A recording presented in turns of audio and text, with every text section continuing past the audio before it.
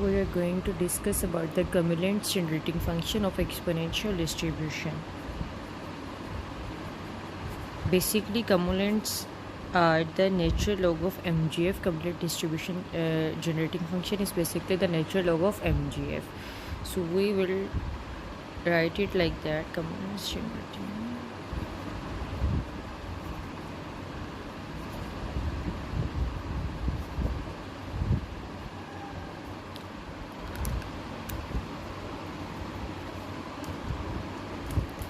The basic term is written as if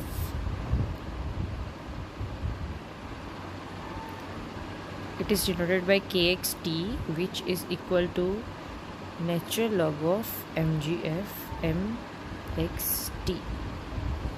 So in our case, as we are discussing the exponential distribution, and we know that the MGF of exponential distribution is 1 minus t by lambda inverse. So its cumulant will be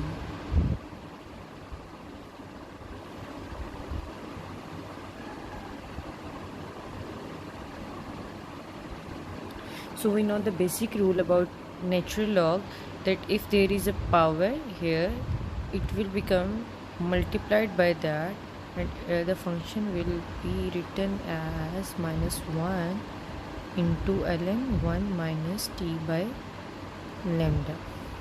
So this is the cumulant generating function of exponential distribution.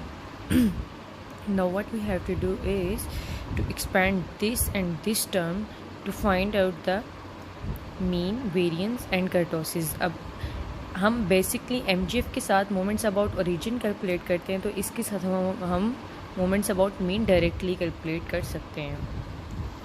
So basically जैसे कि हमें पता है कि ये x आई और T and up till the limit of function होता है. मतलब जैसे हमारे पास x 0 से इन्फिनिटी है, तो हमें पता है कि यहाँ पे x बिल्कुल x नहीं है, ये x1 x2 x3 x up till infinity है. तो हम ये दोनों टर्म्स को एक्सपैंड करेंगे. It will be like x1 over 1 factorial plus x2 over 2 factorial plus x3 over 3 factorial plus x4 over 4 factorial, क्योंकि हमने 4 मोमेंट जनरेटिंग फंक्शंस फाइंड करने हैं एंड सो ऑन. दूसरी साइड पे हमारे पास ये है. अब इसमें हमने -1 जो है वो हमारा माइनस मतलब बाहर रहेगा. अब हमने क्या करना है, हमने इस टर्म को एक्सपैंड करना है जो कि नेचुरल लॉग के अंदर है. तो वो कैसे एक्सपैंड होगी, 1 माइनस एक्स. ठीक है, तो हम यहाँ पे इसको एक्सपैंड करेंगे. So before describing the expansion of ln 1 minus T by lambda inverse, I have to tell you one thing, that as there is -1 in the multiplication with this, so if we have a term ln 1 minus x, the expansion will be x plus x square by 2 minus x. So I was telling you that if we have a series of if we have a variable ln 1 minus x, then the series will minus x square over 2 minus x cube by 3 minus x4 by 4 and so on. But if we have a -1 in start and then the series is minus this, I mean I have a power of inverse here, which was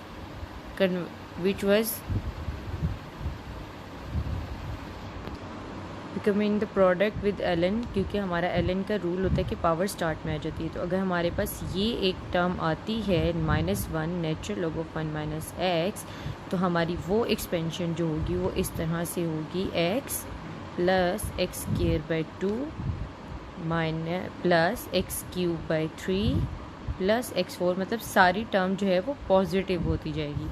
ये इस यहाँ पर minus की वजह से, अगर यहाँ पे सिर्फ माइनस होगा और ये टर्म होगी तो सारी टर्म माइनस में होगी. अगर यहाँ पे प्लस होगा फिर हमारी टर्म प्लस माइनस में होगी. लेकिन क्योंकि हमारे पास यहाँ पे भी नेगेटिव है, यहाँ पे भी नेगेटिव है, तो हमारी सारी टर्म जो है वो पॉजिटिव में होगी। सो जो हमारा सिनेरियो है उसमें भी हमारे पास दो नेगेटिव टर्म्स हैं। ये हम x कंसीडर कर रहे हैं, this is 1 minus x and this is -1। तो हमारी जो टर्म आएगी वो हमारी पूरी पॉजिटिव के केस में आएगी। सो यहाँ पे हम जो एक्सपेंशन करेंगे वो हमारी इसी तरह करेंगे कि ये हमारा x है, तो हमारे पास यहाँ पे आएगा t by lambda plus T square by 2 lambda square. अब x बाई 2 आना था, x हमारा t बाई लैम्डा है, तो ये x square by 2 plus x cube by 3 plus x4 by 4। तो हमें क्योंकि 4 मोमेंट्स तक जाना है तो हम बस यहीं तक अपनी टर्म को एक्सपैंड करेंगे। अब यहाँ से हमने जब अपना k1 k2 k3 k4 find करना है तो हमने क्या करना है कि सिंपली हमने k1 के लिए अपना वो वेरिएबल इस टर्म में से लेना है जिसकी पावर 1 है। सो पहले मैं यहाँ पे मेंशन करूँगी k1 जो कि हमारा μ1 को मोमेंट अबाउट मीन को रिप्रेजेंट करेगा। तो हमारा जो k1 होगा वो क्या होगा,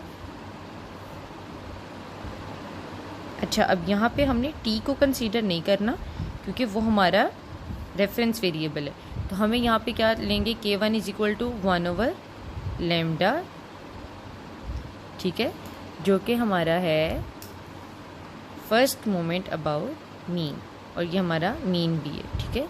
अब उसके बाद हम लेंगे अपना k2।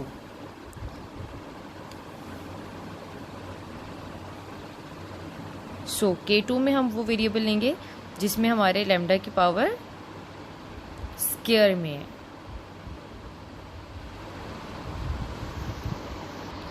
ओके, सो एज हम यहाँ पे k1 के लिए ये वाला k1 ले रहे थे, ठीक है, जिसके नीचे है 1 फैक्टोरियल। तो 1 फैक्टोरियल इज इक्वल टू 1, तो यहाँ पे मैंने simply k1 over 1 by lambda लिखा था।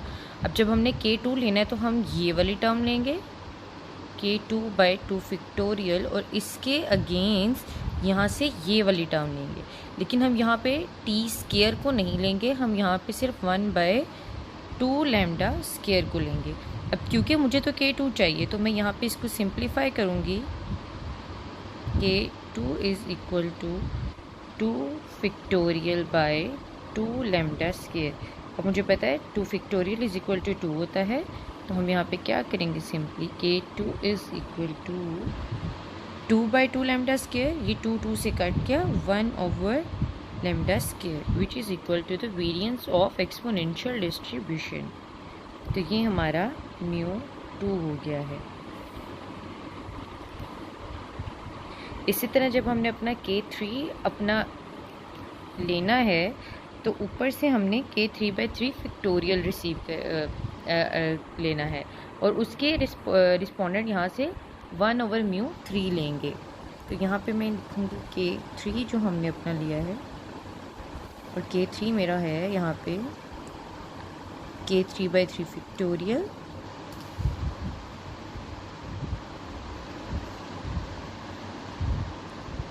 विच is equal to 1 by 3 lambda cube. So 3 factorial हमारा यहाँ पे सिंप्लीफाई करेंगे तो यहाँ पे आ जाएगा, और 3 बाई लैम्डा क्यूब। अब 3 फैक्टोरियल को हमने देखना है जो कि होता है 6, तो हमने यहाँ पर 3 फैक्टोरियल की वैल्यू लगा के 3 लैम्डा क्यूब पुट कर दिया। अब इसको जब मज़ीद सिंप्लीफाई करूँगी मैं तो मेरे पास k3 आ जाएगा 2 बाई लैम्डा क्यूब, जो कि मेरा थर्ड मोमेंट अबाउट मीन होगा। और अगर जिस तरह मैंने MGF में मोमेंट्स अबाउट ओरिजिन्स निकाले थे उसमें आप हमारा थर्ड मोमेंट देखें तो वो 6 बाई म्यू क्यूब है।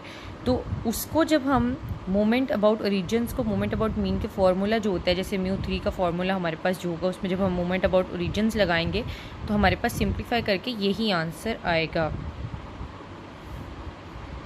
और इसी तरह मैं अपना फोर्थ मोमेंट कैलकुलेट करने के लिए यहाँ पे k4 जो कि मेरा है k4 over 4 factorial, and this is equal to 1 over 4 lambda 4। तो जब मैं सिंप्लीफिकेशन करूँगी तो ये 4 फैक्टोरियल की, अच्छा अब मैं यहाँ पे डायरेक्ट 4 फैक्टोरियल, बल्कि मैं एक स्टेप कर देती हूँ, 4 factorial over 4 lambda 4 which is equal to K4 and here is 24 over 4 lambda 4, क्योंकि 4 फैक्टोरियल इज इक्वल टू 24 होता है। मेरे पास यहाँ पे K4 की वैल्यू आएगी 416 बाय लैम्डा 4, इनको सिंप्लीफाई करके। अब एक चीज़ यहाँ पे नोटिस करने वाली है कि जब हम डिस्कस कर रहे होते हैं ना फोर्थ मोमेंट अबाउट मीन को, तो वो हमारा ये μ4 नहीं होता, बल्कि यहाँ पे हमें एक छोटी सी मज़ीद एक स्टेप करने की ज़रूरत होती है कि हमारा μ4 जो होता है वो इक्वल होता है K4 + 3K2 स्क्वायर के। तो मैं यहाँ पे बिल्कुल एक छोटा सा पॉइंट लिखूँगी, μ4 is equal to K4 + 3K2 square. तो यहाँ पर मैं K4 की वैल्यू अगर पुट करूँ तो वो मेरे पास है 6 बाय लैम्डा 4 + 3K2 की वैल्यू अगर मैं अपने पास देखूँ तो वो मेरे पास है 1 बाय लैम्डा स्क्वायर। तो वो आ जाएगी 1 बाय लैम्डा स्क्वायर का whole square which is equal to 6 by lambda 4 + 3 by lambda 4। अब क्योंकि दोनों की बेसिस सेम है तो ये ऐड हो जाएगा। अगर हम एलसीएम के मेथड से करते हैं तो ये हो जाएगा 9 by lambda 4। So now this is our fourth moment about mean. अब आगे जब हमारे पास 4 मोमेंट्स अबाउट मीन्स आ जाते तो हम अगला स्टेप क्या करते हैं, स्क्यूनेस और कर्टोसिस फाइंड करते हैं। तो मैं इन्हीं अपने μ1, μ2, μ3 एंड μ4 को यूज़ करते हुए यहाँ पे स्क्यूनेस और कर्टोसिस फाइंड करूँगी exponential distribution. So I will write this here.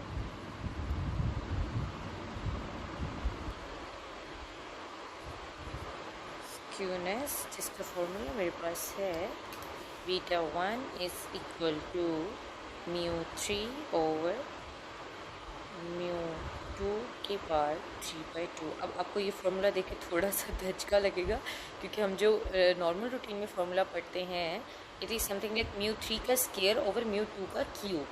मैं वो फार्मूला इसलिए यूज़ नहीं करती क्योंकि मेरे एक प्रोफेसर ने हमें एक चीज़ बहुत अच्छे से क्लेरिफाई की थी। मैं इंशाल्लाह एक दूसरी वीडियो में आपको जब स्क्यूनेस और कर्टोसिस डिटेल से बताऊंगी तो वो चीज़ क्लियर कर दूंगी कि जब हम उससे अपना β1 कैलकुलेट करते हैं तो उससे नेगेटिव आंसर आने के चांसेस होते हैं, लेकिन स्क्यूनेस को हम इस तरह से नहीं ले सकते। तो मैं आपको इंशाल्लाह उस वीडियो में डिटेल से बताऊंगी। यहाँ पर मैं सिर्फ आपको ये बताना चाह रही हूँ कि हम जो मतलब स्क्यूनेस का जो ऑथेंटिक फार्मूला है वो ये है। तो यहाँ पे अगर मैं अपना μ3 पुट करूँ जो कि मेरे पास है 2 बाय लैम्डा क्यूब ओवर अपना μ2 पुट करूँ जो कि है 1 ओवर लैम्डा स्क्वायर जिसकी पावर 3/2 है, 1 ओवर लैम्डा स्क्वायर जिसकी पावर है 3/2। अब ये 2 इस 2 से कट जाएगा और बाकी मेरे पास बचेगा 1 ओवर लैम्डा क्यूब जो कि कट जाएगा। वो इस तरह के सॉरी दोबारा से लग गया, 2 by lambda cube over 1 by lambda cube बचेगा। ये 2 इस 2 से कट जाएगा। अब ये लैम्डा क्यूब्स दोनों आपस में कट जाएंगे तो मेरे पास स्क्यूनेस आएगी 2 which is positive greater than 0 and so we have a positive skewness of exponential distribution. Same जब हम कर्टोसिस फाइंड करेंगे, मैं यहीं पे इसको वाइंड अप कर रही हूँ क्योंकि मुझे आगे जाके अगला टॉपिक स्टार्ट करना है। सो थोड़ा सा इसको कंजस्टेड कर लेती हूँ मैं यहाँ पे। कर्टोसिस जब हम फाइंड करते हैं तो वो हो जाता है β2 इज़ इक्वल टू μ4 ओवर μ2 का स्क्वायर, जिसकी मेरे पास वैल्यूज़ ऑलरेडी हैं जो कि μ4 है 9 बाय μ4 ओवर μ2 हमारे पास अगेन वही है 1 ओवर लैम्डा स्क्वायर का स्क्वायर जो कि 1 ओवर लैम्डा 4 हो जाएगा। लैम्डा स्क्वायर का स्क्वायर 1 ओवर लैम्डा 4 और वो लैम्डा 4 से कट जाएगा। तो मेरे पास इसकी जो कर्टोसिस आएगा वो आएगा 9 विच इज़ ग्रेटर देन 3। सो इसका मतलब मेरी जो कर्टोसिस है वो ये बताता है कि मेरा जो शेप है वो लेप्टो होगी, लेप्टो कर्टोसिस होगी मेरे एक्सपोनेंशियल डिस्ट्रीब्यूशन के उसकी कर्व की shape. So here we will end this topic कि मुझे स्क्यूनेस और कर्टोसिस और fourth moments about mean cumulants की हेल्प से फाइंड किए हैं हमने अपने इस पार्ट में.